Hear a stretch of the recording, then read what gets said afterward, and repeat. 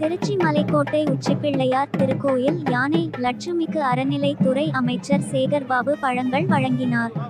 அதனை லட்சுமி மிகவும் சுவைத்து சாப்பிடும் காட்சி